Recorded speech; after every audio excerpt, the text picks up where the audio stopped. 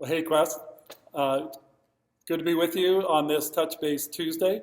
So, in just 2.5 weeks, our plan is on June 7th is to be back together here on a Sunday morning in the auditorium. And so, we've been working hard at getting it prepared. The last few weeks, been doing all sorts of things, and even today, we set up the auditorium in a way that we think will facilitate everybody in a safe and really productive way. And so, we're continuing. The next few weeks, we have more to do in order to get ready. And so even on May 30th, it's a Saturday, we're going to try to put together a group of people who will come in and sanitize the building. So if you'd be interested, in fact, we could use your help. If you'd like to be a part of that group to come in and get everything wiped down and sanitized, we would love to have you. So please call Dennis Perizzo, and he'll help you get involved, okay? So we're getting all ready. And we want you to prepare yourself in 2.5 weeks to come back. We know that not everybody will be ready on June 7th, but if you are, then we'll be prepared for you. And if you're not, we'll continue doing things online so that when you're ready, that you know that we'll be prepared. So as we get ready, I want to encourage you to get ready. What is it you need to do personally to kind of see through and finish up that process, or at least a lot of that process, of what God wanted to do in you, or wants to do in you, to prepare to come back. And we want you to know that it's not just coming back into this building and we can kind of just pick up from where we left off. God didn't waste this crisis for nothing. He allowed this for a reason.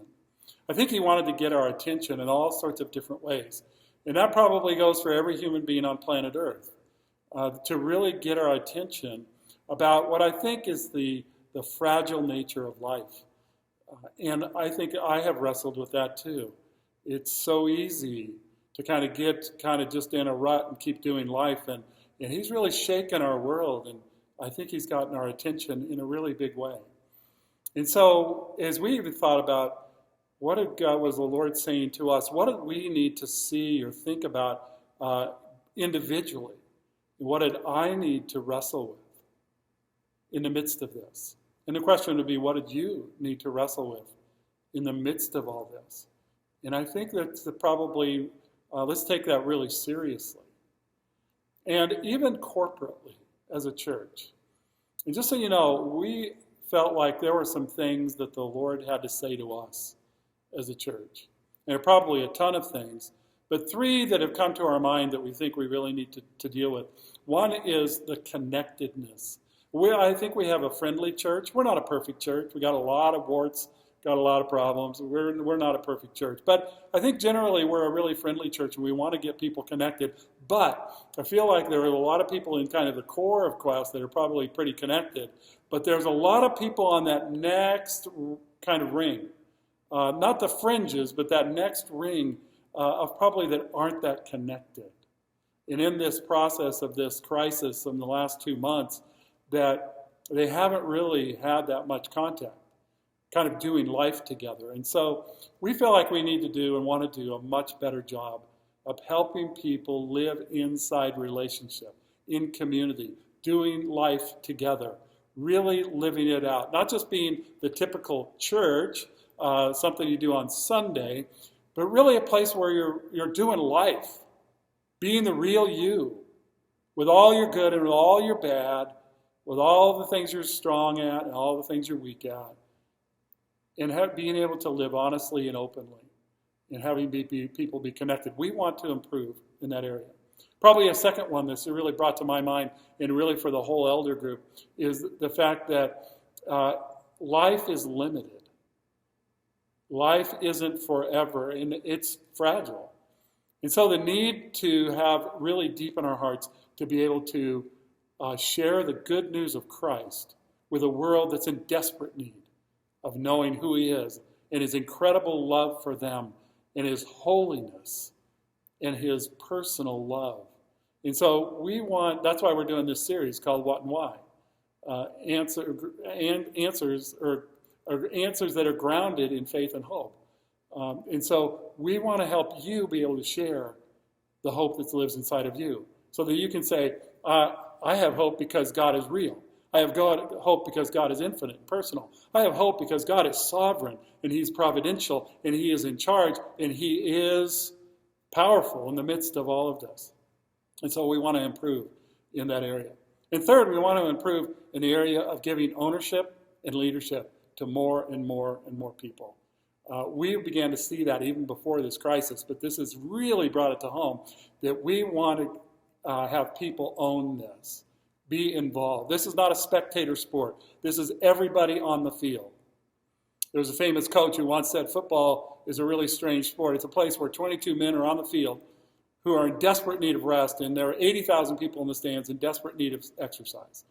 And we want this church to be a place where you are on the field and you're playing, and you're being set free, and you're being utilized, and you're gifting. And we feel like that's something we really need to improve on. Now, there may be some things that you need to improve on. What did God have to say to you in the midst of this pandemic, in the midst of this crisis, in the midst of this difficulty? What was he saying to you? And if you say, well, I haven't really stopped to listen, I'd encourage you to, over the next couple of weeks, to really seek him. Get some quiet time, quiet space, and let him speak to you.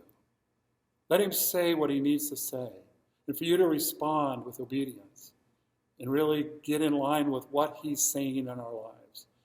And as we come together, that we could be his people, that would really be a blessing to the community. This past week, I met with several people who said during this crisis, they've really wrestled with where is God? And these were people who don't know him. But they began to say, I'd like to consider who he is and what he has to say in my life.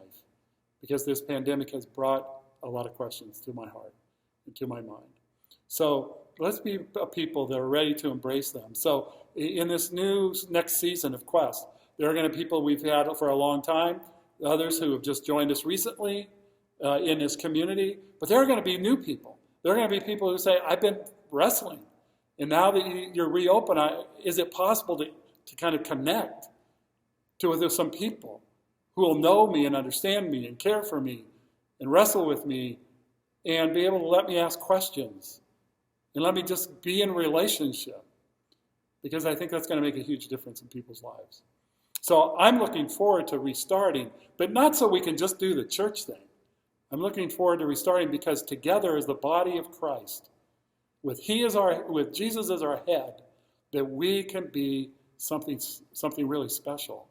Because the church, though, is not the hope of the world. Jesus is the hope of the world, but his body is the expression of that in so many unique ways. And his body, the body of Christ, is what we call the church. Not this building, but we're grateful for this building. But it's not the building, it's the people, right? All right. Well, we're looking forward to the days ahead. We'll keep you informed and get you all the details of how we'll facilitate this opening in a unique way as we follow the guidelines, but also look forward to seeing one another. All right. Hey, take care. We'll see you hopefully at the Touch Base Thursday in just a few days. All right. Take care, you guys.